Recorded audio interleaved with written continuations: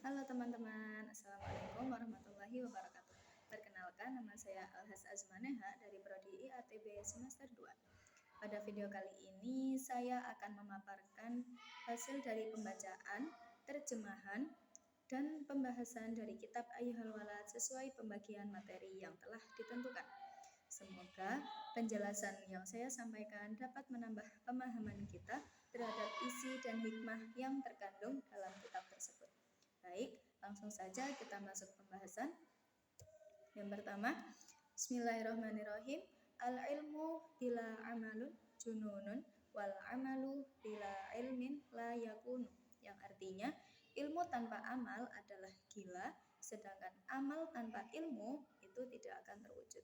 Jadi penjelasannya, ketika kita hanya memiliki ilmu saja itu tidak cukup. Ilmu itu harus diwujudkan dalam amal. Sebaliknya, seseorang juga tidak boleh beramal tanpa ilmu karena dapat menyebabkan kesalahan atau kesesatan. Contohnya, mengetahui kewajiban sholat tetapi tidak melaksanakannya, berarti ilmunya belum bermanfaat. Contoh yang kedua, beribadah tanpa mengetahui tata caranya juga dapat menyebabkan ibadah tidak sesuai syariat. Selanjutnya, wa'lam anna ilman la yub'idukal yauma 'anil ma'asi wa la yahmiluka 'ala ta'ati la yub'iduka ghadan min nari jahannam. Artinya, ketahuilah bahwa ilmu yang hari ini tidak mampu menjauhkanmu dari kemaksiatan dan tidak akan mendorongmu untuk taat. Maka ilmu itu tidak akan menjauhkanmu besok dari api neraka jahanam. Penjelasannya, ukuran kebermanfaatan ilmu bukan sekedar banyaknya pengetahuan yang dimiliki, melainkan sejauh mana ilmu tersebut mengubah perilaku seseorang. Selanjutnya, wa idza lam ta'malil yauma wa lam tadarukil ayyamal madiyah taqulu wadan yaumal qiyamah farji'na na'mal sholihan fayuqalu ya ahmaku anta min hunaka taji'u. Yang artinya, jika hari ini engkau tidak beramal dan tidak memperbaiki amalmu pada hari-hari yang telah berlalu, maka pada hari kiamat engkau akan berkata, kembalikanlah aku ke dunia agar aku dapat beramal soleh. Lalu dikatakan kepadamu, wahai orang bodoh, bukankah engkau berasal dari dunia? Jadi penjelasannya, Imam Al-Ghazali mengingatkan bahwa dunia adalah satu-satunya tempat untuk memperbaiki diri dan mengumpulkan bekal menuju akhirat. Orang yang menunda amal soleh akan menyesal pada hari kiamat, tetapi penyesalan tersebut tidak lagi dapat mengubah nasibnya. Oleh karena itu, selama masih hidup, seseorang hendaknya segera bertobat, memperbaiki kesalahan, dan memperbanyak amal soleh sebagai bekal menuju kehidupan akhirat.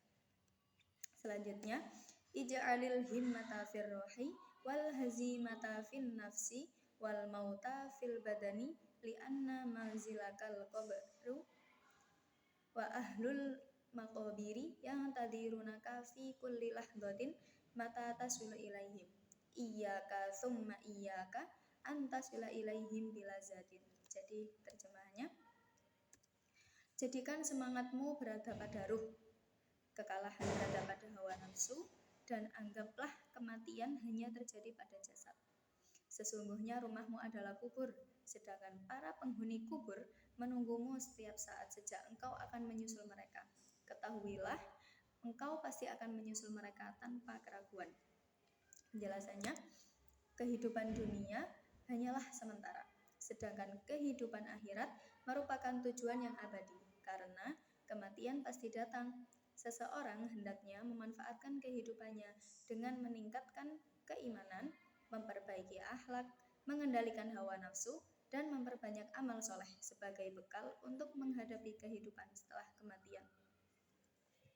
Selanjutnya, qala Abu Bakrin As-Siddiqu radhiyallahu anhu, hadhil ajsadu imma qafasut tuyuri au istabalud dawabi. Abu Bakar As-Siddiq radhiyallahu anhu berkata, jasad-jasad ini hanyalah salah satu dari dua hal, sangkar bagi burung atau kandang bagi hewan. Fatafakkar fi nafsika min ayyihima anta. Lalu renungkanlah dirimu sendiri. Engkau termasuk yang mana?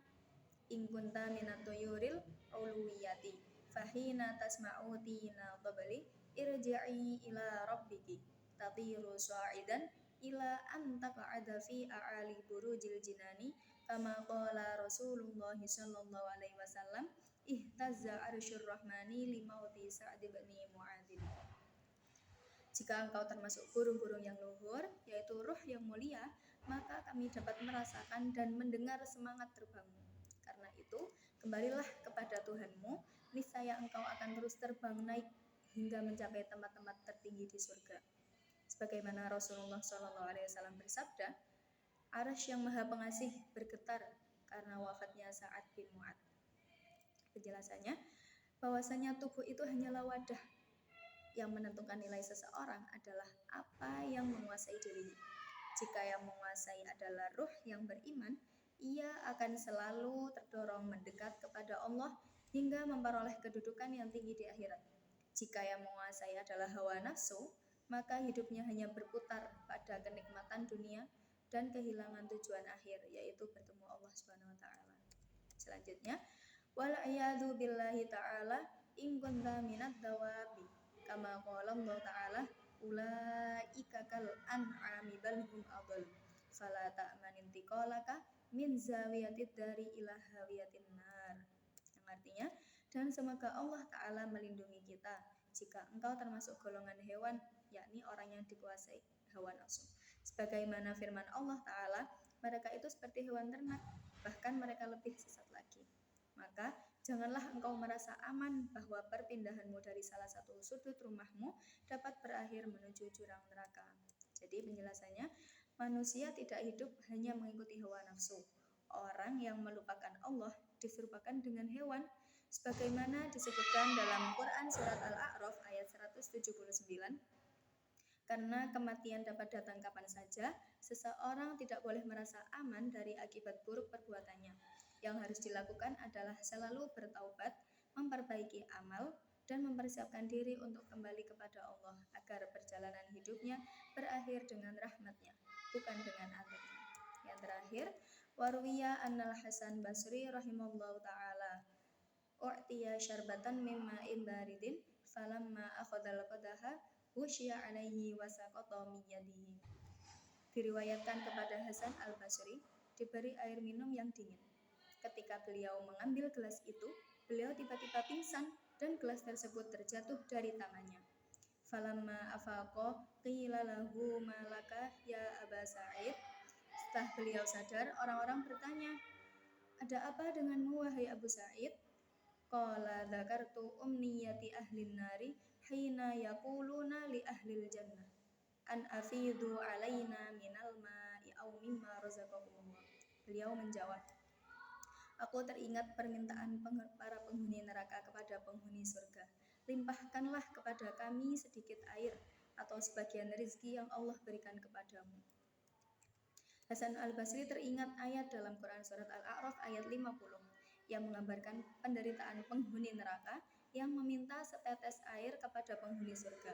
Tetapi permintaan itu ditolak karena Allah telah mengharamkan kenikmatan surga bagi orang-orang kafir. Kisah ini menunjukkan betapa kuatnya rasa takut para ulama salaf kepada azab Allah. Bahkan ketika melihat air yang dingin, mereka langsung teringat keadaan di akhirat, sehingga semakin terdorong untuk memperbanyak amal soleh. Demikian yang dapat saya sampaikan sesuai dengan pembagian materi yang telah ditentukan. Semoga penjelasan ini dapat memberikan manfaat, menambah pemahaman kita terhadap isi kitab Ayyuhal Walad, serta menjadi motivasi untuk mengamalkan nasihat-nasihat yang terkandung di dalamnya dalam kehidupan sehari-hari. Terima kasih sudah menonton video ini sampai selesai. Semoga bermanfaat. See you next time.